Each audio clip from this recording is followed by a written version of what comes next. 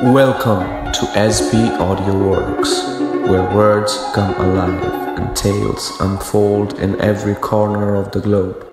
ধূমপান, মদ্যপান এবং মাদক সেবন স্বাস্থ্যের পক্ষে ক্ষতিকারক। এতে ক্যান্সার হতে পারে। এই তো দেখলাম এক সেকেন্ডের মধ্যে হাওয়া।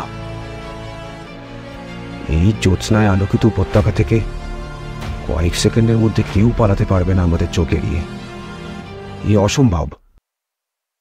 বিভূতিভূষণ বন্দ্যোপাধ্যায় ছিলেন একজন প্রখ্যাত বাঙালি লেখক। তার জন্ম হয় 1894 সালে হোকরায়, যেটা আজকের বাংলার রাজশাহী জেলা।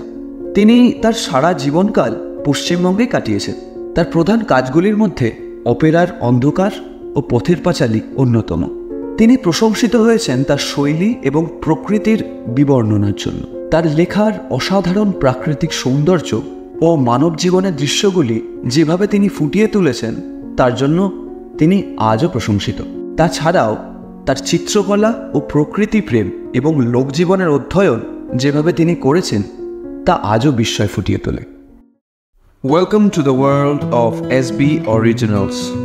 আজকে গল্প পাঠে বন্ধুর চরিত্রে ইন্দ্রজিৎ, রামদিন এবং চাঁদোকানি অনল, পাঞ্জাবি রতিকান্ত এবং গল্প পাঠে আমি কাহিনীর সূত্রধার সুস্মিত। শুরু হচ্ছে আজকের গল্প ছায়াছবি।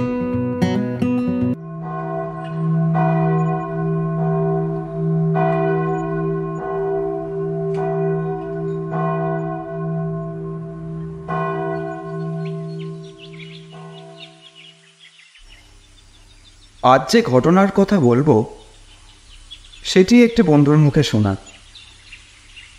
আমার বন্ধুটি অনেক দেশ বিদেশ বেরিয়েছেন। লোক হিসেবে তিনি যেমন অমায়িক, তেমনই রসিক, বুদ্ধিদীপ্ত আর অত্যন্ত শিক্ষিত। তিনি কলকাতাতেই থাকেন। যখন তার সঙ্গে আমার দেখা হয়, তখন গল্পে গল্পে অনেক সময় সারা রাত কেটে যায়। প্রকৃতপক্ষে ঠিক মনের মতন লোক পাওয়া বড় দুষ্কর। অনেক কষ্টে একজন হয়তো মেলে। অধিকাংশ লোকের সঙ্গে আমাদের আলাপ হয় সেটা সম্পূর্ণ মৌখিক।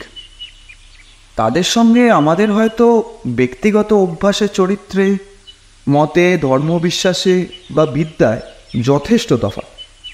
কিন্তু একই অফিসে বা কলেজে বা কোর্টে একসঙ্গে কাজ করতে হয়, দুবেলা যেখানে দেখা হয়, দাদা কিংবা মামা বলে যেখানে সম্বোধন করতে হয়, কৌটস্থ পানের খিলির বিনিময়ও হয়তো হয়ে থাকে, কিন্তু ওই পর্যন্তই। মন সায় না দিলে তার সঙ্গে দুবেলা দেখা হলে গল্প করে বাঁচি।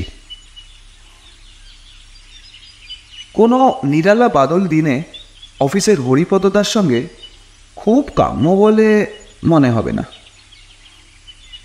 আমার বন্ধুর নাম থাকবে, নামের দরকারই বা কি। আবার লোকে তাকে বিরক্ত করবে। কৌতূহলী লোকের সংখ্যা সর্বত্রই বেশি। কোনো কাজ নেই, গিয়ে আনন্দ করবে আর বকবক করে বকাবে। আমার বন্ধু একজন শিক্ষিত ব্যক্তি এবং একজন বৈজ্ঞানিক প্রতিষ্ঠানের কর্মী।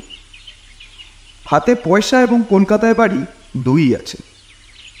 বাড়ির গ্যারেজে মোটর গাড়ি থাকবার জন্য কোনো বাধা ছিল না।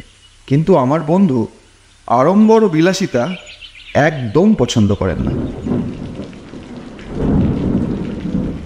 সেদিন খুব বর্ষার দিন। একা বাড়ি বসে আর ভাল লাগছিল না। একখানা ট্রেন ধরে কলকাতায় পৌঁছলাম। ভীষণ বর্ষায় ট্রাম বন্ধ।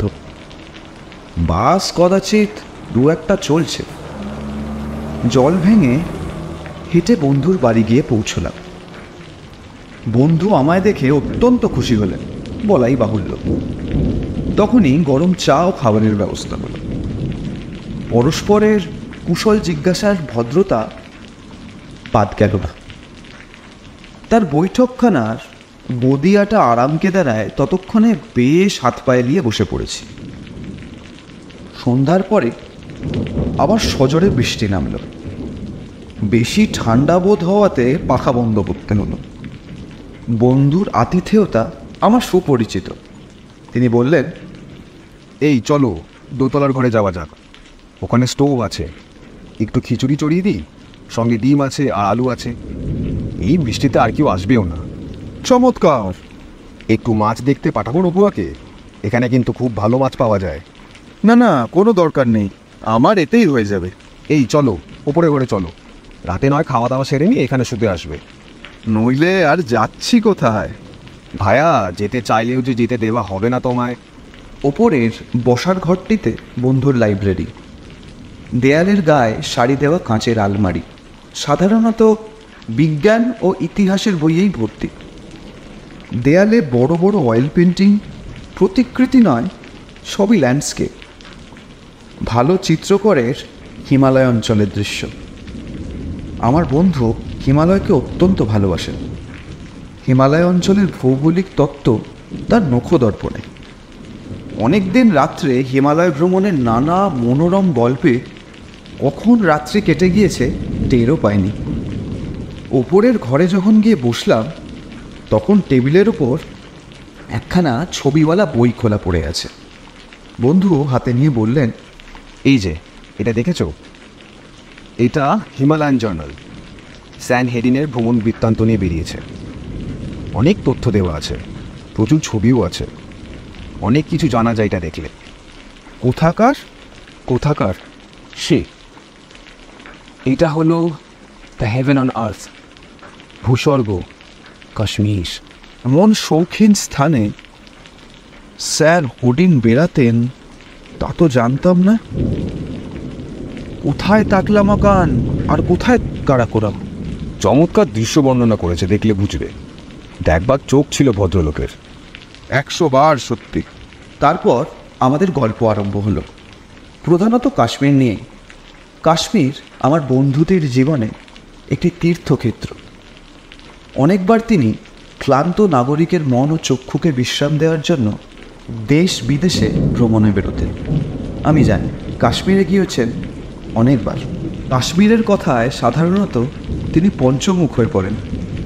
এবার কিন্তু একটা নতুন বিষয় নিয়ে কথা পারলেন। সেটা হলো তার একটা অতিপ্রাকৃত অভিজ্ঞতা। সেটা কাশ্মীরের পথেই ঘটেছিল। বন্ধু শুরু করলেন, সেবার পুজোর পরে আমার বাল্যবন্ধু রতিকান্ত মৈত্র, ওর সঙ্গে পরামর্শ করলাম, আর তারই মোটরে চেপে দুজনে কাশ্মীরের উদ্দেশ্যে যাত্রা শুরু করলাম। রতিকান্ত প্রতি বছরই নিজের মোটর নিয়ে গ্র্যান্ড ট্রাঙ্ক রোড ধরে কোথাও না কোথাও ঠিক যায়। এবার আমারই কথায় সে কাশ্মীর রওনা হলো।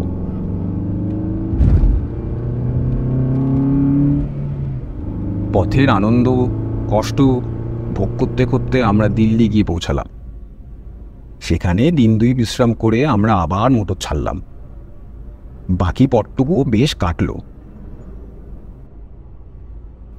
সেই পথের বিস্তৃতভাবে বর্ণনা করার কোনো দরকার নেই।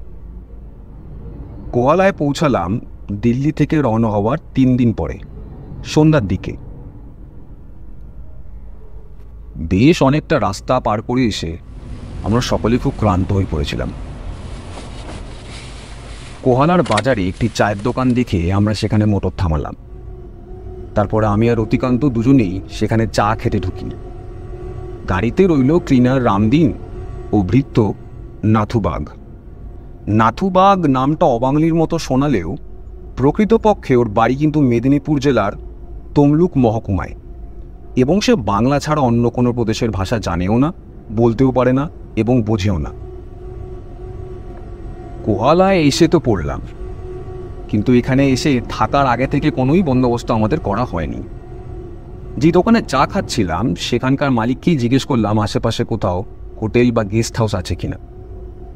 তার আগে অবশ্য আমি আর রতিকান্ত একটু পরামর্শ করে নিয়েছিলাম। তাকে জিজ্ঞেস করায় সে 2-1টা সন্ধান দিয়েও দিল। বড় ক্লান্ত হয়ে পড়েছিলাম সেই দিনটা, তাই রাতে একটু ভালো ঘুমের খুব দরকার ছিল। নাথুকে গাড়িতে বসিয়ে রেখে আমরা হোটেলের খোঁজে বেরোলাম, কারণ তার দ্বারা এই বিষয়ে কোনো সাহায্য পাওয়াটাই সম্ভব নয়। রামদিন ক্লিনারকে সঙ্গে নিয়ে আমরা বাসার সন্ধানে বার হই। রতিকান্ত বলল, গাড়ির একটা আস্তানাও তো খুঁজতে হবে। আমি বললাম, খুঁজে পেলে তো ভালোই হয়, বাইরে বেজায় ঠান্ডা, নাথু তো শীতে জমে যাবে গাড়িতে থাকলে বাইরে। রামদিন তাও পারে। রামদিন বলল, हमारा वास्ते कोई परवाह नहीं हुजूर। কিন্তু কোথাও কোনো বাসা পাওয়া গেল না। কোহালা বড় জায়গা নয়, বাজারের সরাইগুলো পাঞ্জাবি ড্রাইভারের ভিড়েই পরিপূর্ণ।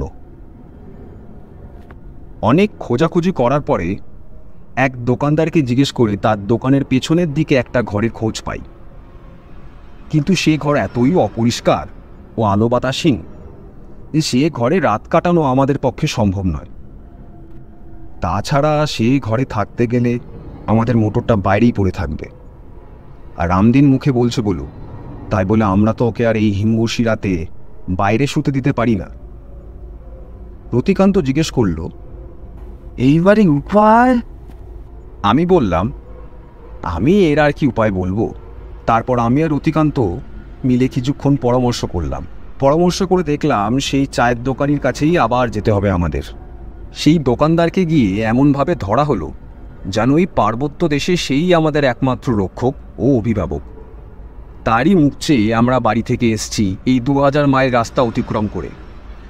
দোকানদার লোকটা ভালো ছিল, তাই সে বলেও দিল, যে বাজারের পেছন দিয়ে যে পথটা ছোট্ট পাহাড়টা ডিঙিয়ে চলে গেছে, ওরই ওপারে এক বৃদ্ধ জাঠের বাড়ি আছে।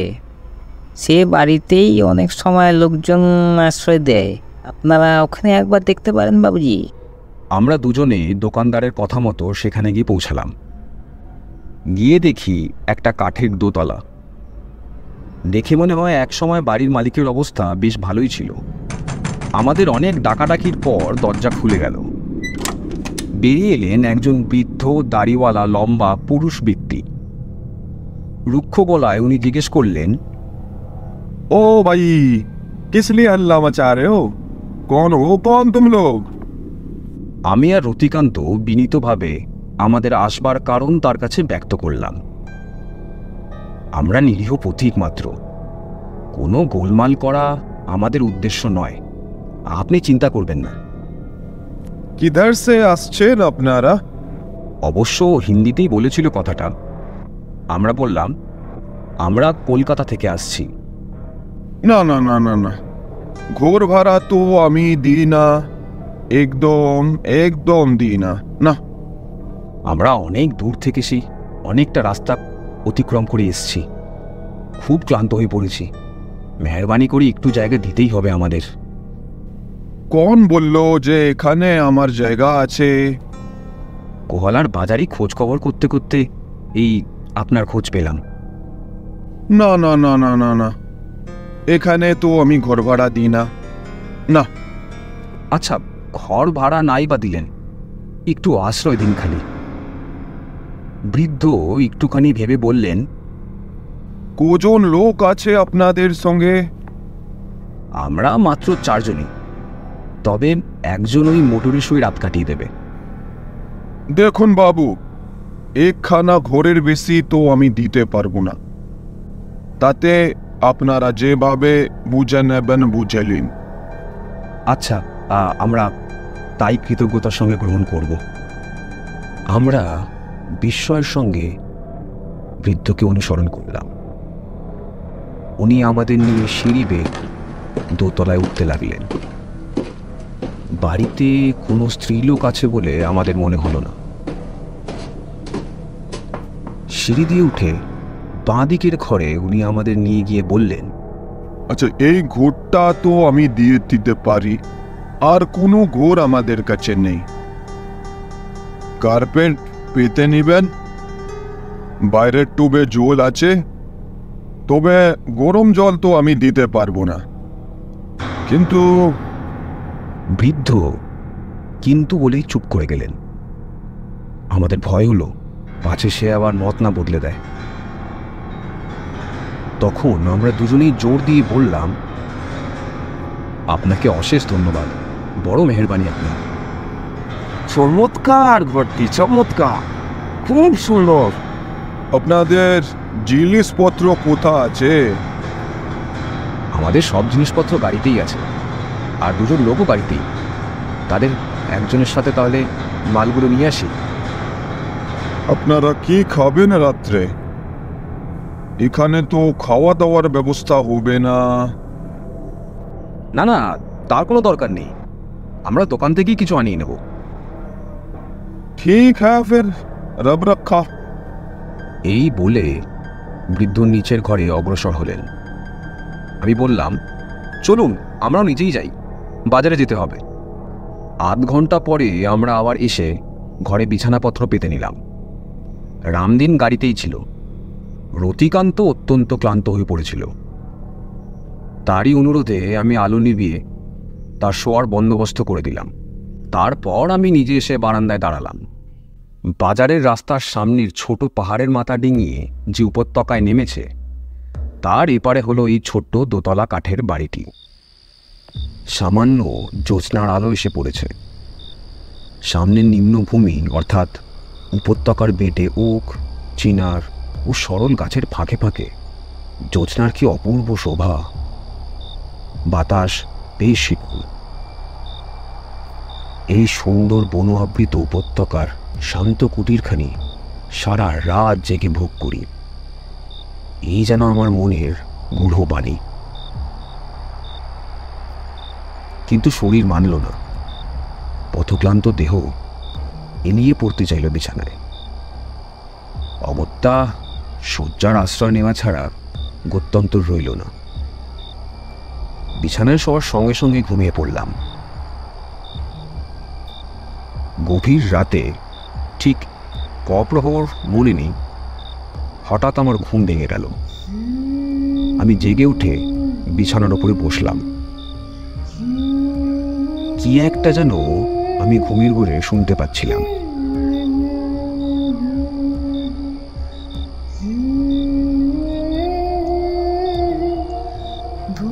হঠাৎ খেয়াল হলো দূর থেকে কোনো এক নারী কণ্ঠে গুনগুন করে গান করার আওয়াজ ভেসে আসছে। খুব মিষ্টি, কিন্তু গা ছমছমে। খুব জোরালো না হলেও দূর থেকে শোনা যাচ্ছে। তাতেই আমার ঘুম ভাঙল। ধ্বনিটি তখনও যেন ভেসে আসছে। আমি বাইরের বারান্দায় গিয়ে দাঁড়ালাম। বাইরে গিয়ে দাঁড়াবার সঙ্গে সঙ্গেই আমার চোখ গিয়ে পড়ল নিচের উপত্যকার বনভূমির দিকে। এমন একটি দৃশ্য আমার চোখে পড়ল যাতে আমি পাথরের পুতুলের মতো আড়ষ্ট হয়ে গেলাম। চাঁদ হেলে পড়েছে পশ্চিমের আকাশে। তারই স্পষ্ট আলোতে দেখি একটি নারী মূর্তি ওর সামনে কি একটা গাছের ডালে দোলনা বেঁধে দোল খাচ্ছে, খুব মন ভরে নিজের মনে গান গাইছে।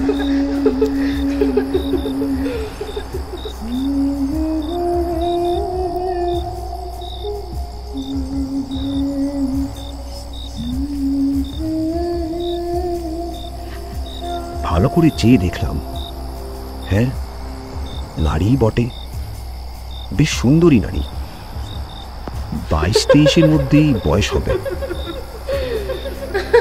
কিন্তু মেয়েটির দোল খাওয়া স্থান, বিশেষ করে সময়, আমার কাছে বড় আশ্চর্য বলে মনে হলো। আগে কাশ্মীরের এদিকে কখনো আসিনি। এখানকার মেয়েরা এই হিমবসী রাতে শেষ প্রহরে বনে এমনভাবে দোলনা টাঙিয়ে দোল খায় নাকি? দৃশ্যটা যে সুন্দর তাতে সন্দেহ নেই, কিন্তু তাহলে আমি এত অস্বস্তি বোধ করবো কেন? আমার যেন মনে হলো এই দৃশ্যের মধ্যে একটি জিনিস আছে যা অসীম, যা নিয়মের বিপরীত, যা অমানুষী। তাড়াতাড়ি রতিকান্তকে ডাকলুম।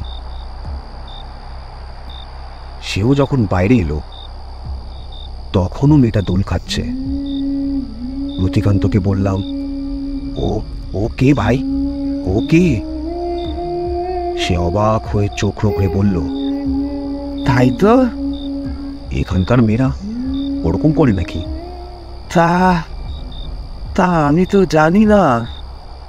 এই হিমবসী রাত, মেয়েটা ওরকম একা একা দোলনায় দুলছে, গুনগুন করে কি একটা গান গাইছে। এ কি করছে?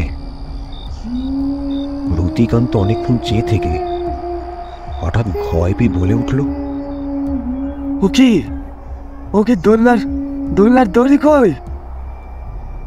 গাছে গাছে কি দিয়ে টাঙিয়েছে দোলনাটা?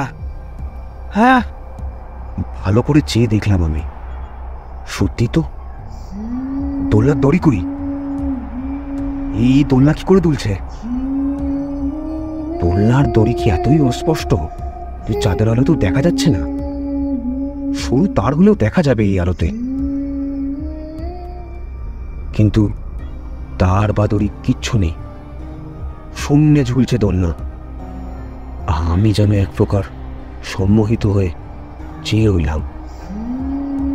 আমার সম্মোহন কাটল রতিকান্তর ডাকে, ভাই ভাই, বাড়িওয়ালাকে একবার ডাকি। হ্যাঁ, ডাকো তো ওনাকে। হ্যাঁ, কি বলো? আবার আর এই কেউ না হয়, তাহলে হয়তো চটে যাবে। বলো। তুমি ডাকো, যা হয় হবে। কথা বলতে বলতে একটু অন্যমনস্ক হয়ে পড়েছিলাম দুজনেই, বোধ হয় 2-1 সেকেন্ডের জন্যে। পরক্ষণেই সামনের দিকে চেয়ে দেখি, কোথায় সে দোদুল্যমান তরুণী নারী মূর্তি? কিছুই তো নেই, কিছুই নেই গাছের তলায়। সুরটাও বন্ধ হয়ে গেছে। ওই তো সেই বাঁকা ডালটা জ্যোৎস্নায় স্পষ্ট হয়ে ফুটে উঠেছে। গাছটার সাদা ডালটা, পাশের বেটে অভ্যাসটাও তেমনি দেখা যাচ্ছে,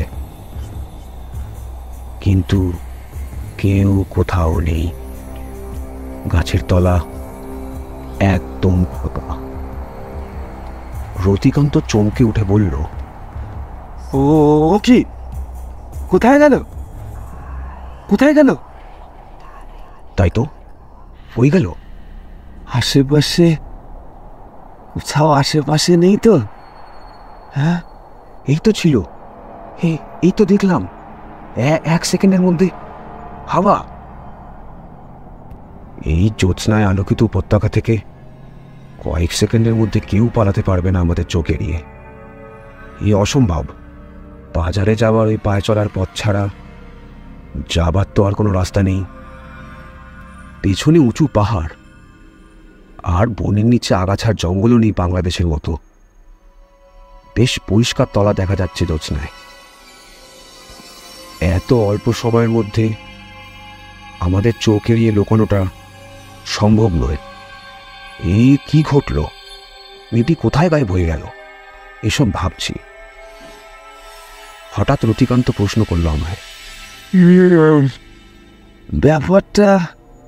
ব্যাপারটা কি হলো বলো তো? আমি তো তাই ভাবছি। এই দেখছি একেবারে ম্যাজিক। তাই তো দেখছি, ম্যাজিকের মতনই তো মনে হচ্ছে। তো কি কি করা যাবে এখন? কি বলো, কি করা যায়?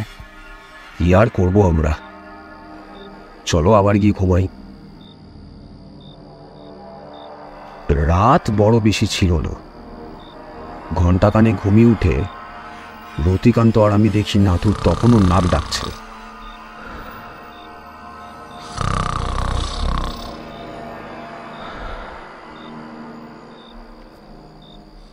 ওকে উঠিয়ে জিনিসপত্র গুছিয়ে নিতে বলে আমরা আবার এসে বারান্দায় দাঁড়ালাম। ওই সেই গাছ, ওই সেই বাঁকা ডালটা। সত্যি সত্যি কি কাল শেষ রাতের দিকে আমরা দুজনে এই বারান্দায় দাঁড়িয়ে সেই অদ্ভুত দৃশ্যটা দেখেছি? কিন্তু আমাদের নিজেদের কাছেই মনে হচ্ছে ওটা আসলে ঘটেনি, হয়তো রাতের দুঃস্বপ্ন। দুঃস্বপ্ন কি জানি। বাড়িওয়ালা বৃদ্ধের কাছ থেকে বিদায় নিয়ে আমরা মোটরের পাশে এসে দাঁড়ালাম। আমাদের সেই দোকানি বন্ধু তখন উনুনে কাঠ গুঁজে আগুন জ্বালাতে ব্যস্ত। সে আমাদের হঠাৎ দেখে বলল, কি বাবুজি, জব্বর ঘুমেছিল? হ্যাঁ, ওই এক প্রকার হয়েছে আর কি। সবজি কোনো বিপদ আপদ ঘটেনি তো? আমি যেন দোকানির কথার সুরে ও দৃষ্টিতে একটি লোকানো প্রশ্ন লক্ষ্য করলাম। আমরা 2 কাপ চা দিতে বলে ওর দোকানের সামনে জাঁকিয়ে বসলাম আর রাতের ঘটনাটা সবিস্তারে ওকে বর্ণনা করলাম। জানি বাবুজি, এই জন্যেই ও বাড়ির সন্ধান আপনাদের দিতে ইতস্তত করছিলাম। ওই বনে জ্যোৎস্না রাতে কত লোক ও মেয়েটিকে দুলতে দেখেছে। ও মানুষ নয়, জিন, আফরিট, উড়ি। দোকানি ঘাড় নেড়ে হেসে বলে হাত নেড়ে যেন সব জিনিসটাকে ঝেড়ে ফেলল, দিয়ে বলল, ও আপনারা আজই কোয়ালা ছেড়ে চলে যান। আমি জানি যারা ওই খুবসুরত জিন হরির মোহে পড়ে ওই কাঠের ঘর তারা নিয়ে দিনের পর দিন থেকে গিয়েছে, শেষকালে তাদের মাথা খারাপ হয়ে গিয়েছে। একবার একটা আত্মহত্যাও ঘটেছিল। বেশি দিন থাকলে বিপদে পড়ে যাবেন। বাড়িওয়ালা বুড়ো ওর জন্য আজকাল বাড়ি ভাড়া দিতে চায় না। আমরা বললাম, তোমরা তো স্থানীয় লোক, তোমরা দেখতে পাও না? ও 2 মাস হয়তো কিছুই হলো না, একদিন হয়ে গেল। কানুন কিছু নেই, তবে কানুনের মধ্যেই চাঁদনি রাত হওয়া চাই আর রাতে শেষ প্রহর হওয়া চাই। এখানকার লোকেরা সাঁঝ জ্বালার পর উপথে বড় একটা যাতায়াত করে না। হ্যাঁ সাবজি, আপনাদের 1 রুপয়া 7.5 আনা হলো হুজুর। আদা বাবুজি। কেমন লাগলো আজকে আমাদের গল্প ছায়াছবি? যদি ভালো লাগে তাহলে লাইক আর কমেন্ট করতে হবে কিন্তু। আর হ্যাঁ, আমাদের পরবর্তী অরিজিনাল গল্পগুলো শুনতে সাবস্ক্রাইব করতে ভুলবেন না কিন্তু। তাহলে দেখা হচ্ছে পরবর্তী গল্পে। ভালো থাকবেন আর